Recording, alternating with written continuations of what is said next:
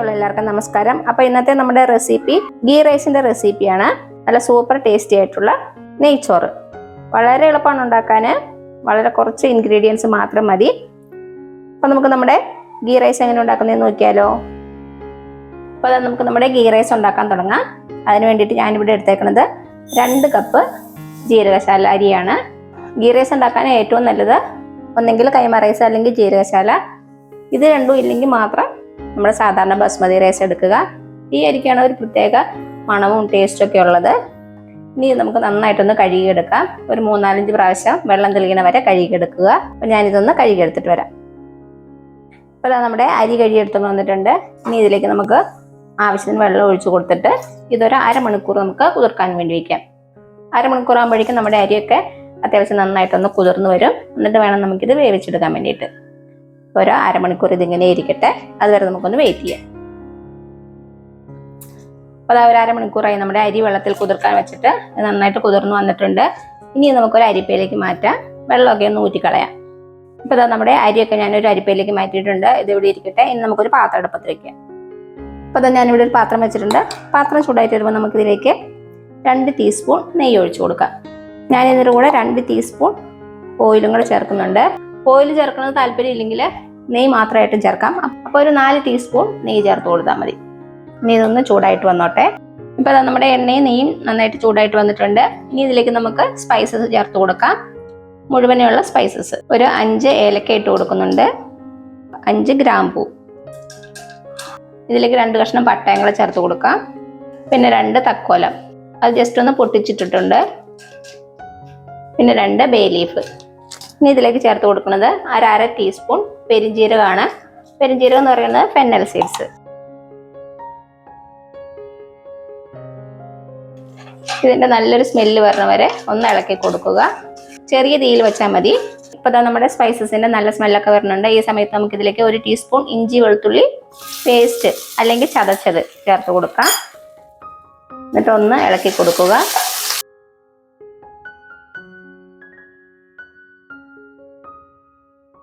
ഞാനിവിടെ നന്നായിട്ടൊന്ന് ചതച്ചാണ് ചേർത്തേക്കുന്നത്.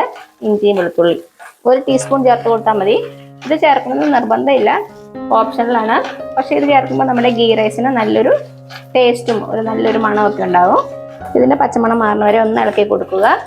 ചെറിയ തീയിൽ 1 മിനിറ്റോളം ഒന്ന് ഇളക്കി കൊടുത്താൽ മതി. ഇപ്പോൾ നമ്മുടെ ഇഞ്ചിയുടെയും വെളുത്തുള്ളിയുടെയും പച്ചച്ചുവ മാറിയിട്ടുണ്ട്. ഇനി ഇതിലേക്ക് നമുക്ക് ഒരു സവാള നന്നായിട്ട് ചെറുതായിട്ട് കട്ട് ചെയ്തിട്ട് കൊടുക്കാം.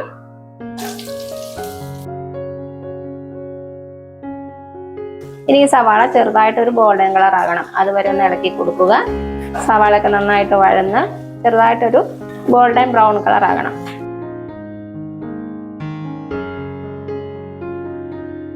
അപ്പോൾ നോക്കിയാൽ നമ്മുടെ സവാളയൊക്കെ ചെറുതായിട്ടൊന്ന് വാടി വന്നിട്ടുണ്ട്. ഒരു 2-3 മിനിറ്റ് കൂടി ഒന്ന് ഇളക്കി കൊടുക്കാം.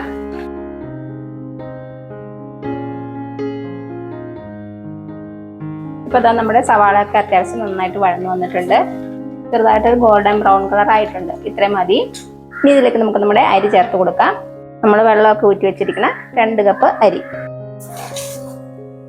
ചേർത്ത് കൊടുത്തിട്ട് നന്നായിട്ടൊന്ന് മിക്സ് ചെയ്യുക.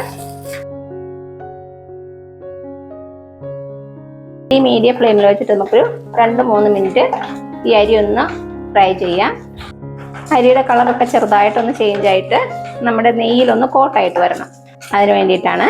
തീ മീഡിയം ഫ്ലെയിമിൽ വെച്ചാൽ മതി.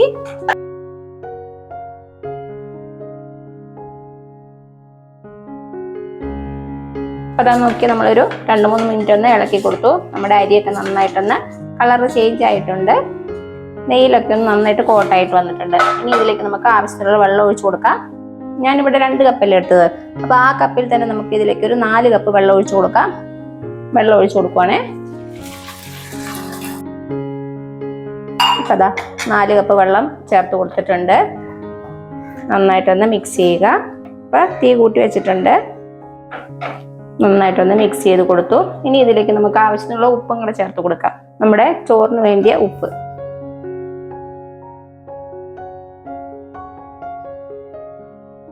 ഉപ്പ് ചേർത്തിട്ട് ഇതൊന്ന് ടേസ്റ്റ് ചെയ്ത് നോക്കുക. ഉപ്പ് കുറച്ചൊന്ന് മുന്നിട്ട് നിൽക്കണം, അപ്പോഴാണ് ചോറ് വെന്ത് വരുമ്പോൾ കറക്റ്റ് ആവുള്ളൂ. ഇപ്പോൾ ആവശ്യത്തിന് ഉപ്പൊക്കെ ചേർത്ത് കൊടുത്തു. ഇനി നന്നായിട്ടൊന്ന് തിളയ്ക്കട്ടെ. അതുവരെ നമുക്ക് വെയിറ്റ് ചെയ്യാം. അപ്പോൾ നമ്മുടെ വെള്ളമൊക്കെ നന്നായിട്ട് തിളയ്ക്കാൻ തുടങ്ങിയിട്ടുണ്ട്. ഇനി നമുക്ക് തീ കുറച്ച് വെക്കാം. തീ കുറച്ച് വെച്ചിട്ട് ഇത് അടച്ചു വെച്ച് കൊടുക്കാം. എന്നിട്ട് നമ്മുടെ ചോറൊക്കെ നന്നായിട്ട് വെന്ത് വെള്ളമൊക്കെ നന്നായിട്ടൊന്ന് വറ്റി വരണം. അതുവരെ അടച്ചു വെച്ച് കൊടുക്കുക. അപ്പം നമ്മുടെ പാത്രം അടച്ചു വെച്ച് കൊടുക്കുവാണ്. തീയും കുറച്ചിടുക. ഇനി നന്നായിട്ടൊന്ന് വെന്ത് വരട്ടെ. അതുവരെ നമുക്ക് വെയിറ്റ് ചെയ്യാം. നമ്മുടെ അടപ്പൊന്ന് തുറന്നു നോക്കാം. വെള്ളമൊക്കെ വറ്റാൻ തുടങ്ങിയിട്ടുണ്ട്. ഒരു ഫോർക്ക് യൂസ് ചെയ്ത് ഒന്ന് മിക്സ് ചെയ്തിട്ട് കൊടുക്കുക.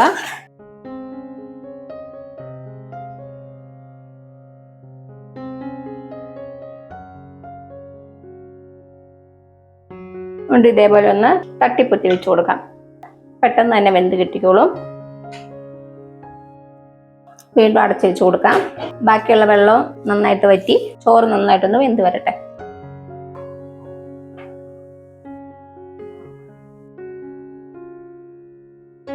അപ്പോൾ അതാന്ന് നോക്കിയാൽ നമ്മുടെ അരിയൊക്കെ നന്നായിട്ട് വെന്തിട്ടുണ്ട്. വെള്ളമൊക്കെ നന്നായിട്ട് വറ്റിയിട്ടുണ്ട്. ഇത്രയും മതി. ഒരു ഫോർക്ക് കൊണ്ട് നന്നായിട്ടൊന്ന് മിക്സ് ചെയ്ത് കൊടുക്കുക. ഞാനിപ്പോൾ തീ ഓഫ് ചെയ്തു. ചോറൊക്കെ അത്യാവശ്യം നന്നായിട്ട് വെന്തിട്ടുണ്ട്. കണ്ടോ, ഒട്ടും കുഴഞ്ഞൊന്നും പോയിട്ടില്ല. കറക്റ്റ് വേവാണ്. ഇനി ഇതിലേക്ക് ഞാൻ ചേർത്ത് കൊടുക്കുന്നത് 1 ടീസ്പൂൺ റോസ് വാട്ടറാണ്. ഇത് ചേർക്കുമ്പോൾ ഒരു പ്രത്യേക ടേസ്റ്റാണ് നമ്മുടെ ചോറിന്. ഇപ്പം നിങ്ങൾക്ക് ചേർക്കാൻ താല്പര്യമില്ലെങ്കിൽ ചേർക്കണ്ട. 1 ടീസ്പൂണാണ് ചേർത്ത് കൊടുക്കുന്നത്. അതേപോലെ തന്നെ 1 ടീസ്പൂൺ നാരങ്ങ നീരും കൂടി ചേർക്കുന്നുണ്ട്. ഇത് രണ്ടും ഓപ്ഷനിലാണ്. നിങ്ങൾക്ക് വേണമെങ്കിൽ മാത്രം ചേർത്താൽ മതി. നന്നായിട്ടൊന്ന് മിക്സ് ചെയ്ത് കൊടുക്കുക.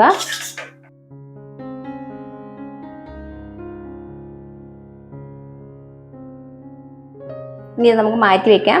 ഇനി ഇതിലേക്ക് നമുക്ക് ഗാർണിഷ് ചെയ്യാൻ വേണ്ടിയിട്ട് കുറച്ച് സവാളയും കാഷ്യൂനട്ടും കിസ്മിസും ഒക്കെ ഒന്ന് പൊരിച്ചെടുക്കണം. അതിന് വേണ്ടിയിട്ട് ഒരു പാത്രം വയ്ക്കാം. അത് അതിനൊരു ചീനച്ചട്ടി വെച്ചിട്ടുണ്ട്. ചീനച്ചട്ടി ചൂടാകുമ്പോൾ നമുക്കിതിലേക്ക് ഒന്നെങ്കിൽ നെയ്യ് ഒഴിച്ചു കൊടുക്കുക, അതല്ലെങ്കിൽ ഓയിൽ ഒഴിച്ചു കൊടുക്കുക. നെയ്യിൽ വറുത്തിടുമ്പോൾ കൂടുതൽ ടേസ്റ്റ് ആയിരിക്കും. ഞാനിപ്പോൾ നെയ്യ് എടുക്കണില്ല. അതിന് പകരം ഓയിലാണ് ചേർക്കണത്, സൺഫ്ലവർ ഓയിൽ. ഇനി എണ്ണയൊന്ന് ചൂടായിട്ട് വന്നോട്ടെ. എണ്ണ ചൂടായിട്ട് വരുമ്പോൾ നമുക്ക് ഇതിലേക്ക് ആദ്യം കുറച്ച് കാഷ്യൂനട്ട് ചേർത്ത് കൊടുക്കാം. എണ്ണ ഒത്തിരി ചൂടാകാൻ നിൽക്കണ്ട. ഒത്തിരി ചൂടായാലും കാഷ്യൂനട്ട് ഇടുന്ന പാടെ അങ്ങ് കരിഞ്ഞു പോകും. എന്നിട്ടിത് നന്നായിട്ടൊന്ന് മൂപ്പിച്ചെടുക്കാം.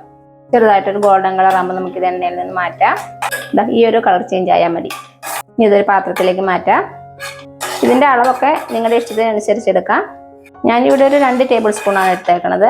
ഇനി ഇതിലേക്ക് കുറച്ച് കിസ്മിസും കൂടെ ചേർത്ത് കൊടുക്കാം. ഇതൊരു 2 ടേബിൾ സ്പൂണാണ് എടുത്തേക്കണത്. ഞാനിവിടെ ബ്ലാക്ക് കളറിലാണ് എടുത്തേക്കണത്. ഇത് തന്നെ എടുക്കണം നിർബന്ധമൊന്നുമില്ല. നമ്മുടെ പച്ച കളർ ഉണ്ടല്ലോ, അത് ചേർത്താലും മതി. ഇതും ചെറിയ തീയിൽ വെച്ച് ഒന്ന് വീർത്ത് വരണവരെ ഫ്രൈ ചെയ്യാം. ഇതാ വീർത്ത് വന്നിട്ടുണ്ട്. എണ്ണയിൽ നിന്ന് മാറ്റാം. ഇതിലേക്ക് നമുക്ക് ഒരു സവാള വറുത്തെടുക്കണം. ചെറുതായിട്ട് കട്ട് ചെയ്യുക.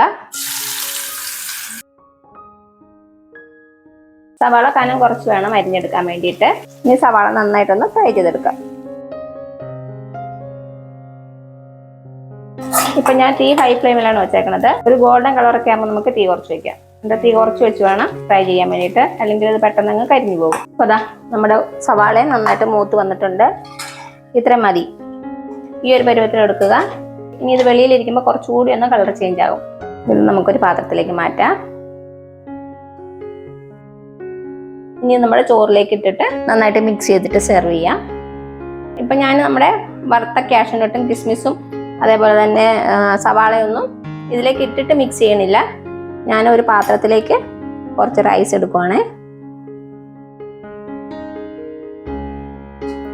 നിങ്ങൾക്ക് ഇതിലേക്ക് മിക്സ് ചെയ്തിട്ട് സെർവ് ചെയ്യാവുന്നതേ ഉള്ളൂ. ഞാനിപ്പോൾ വീഡിയോ എടുക്കുന്ന കാരണം ഒരു ഭംഗിക്ക് വേണ്ടിയിട്ട് നിങ്ങൾ ചെയ്യണമെന്നേ ഉള്ളൂ. കുറച്ചൊന്ന് പ്രസ് ചെയ്ത് കൊടുക്കുക. എന്നിട്ട് നമുക്കൊരു പ്ലേറ്റ് എടുത്തിട്ട് ഇതേപോലെ അടച്ചു വെച്ച് കൊടുത്തിട്ട് ജസ്റ്റ് ഒന്ന് കമത്തി കൊടുക്കുക. അതാ ഇതേപോലെ നല്ല ഷേപ്പിൽ കിട്ടും. എന്നിട്ട് ഇതിൻ്റെ സൈഡിൽ കൂടെ നമുക്ക് നമ്മുടെ സവാളയും അതേപോലെ തന്നെ കാഷ്യൂനട്ടൊക്കെ വെച്ച് ഡെക്കറേറ്റ് ചെയ്യാം. ഇതിന് മുകളിലും കുറച്ച് കാഷ്യൂനട്ടും അതേപോലെ തന്നെ റേസിൻസ് ഒക്കെ വെച്ച് ഡെക്കറേറ്റ് ചെയ്യുക.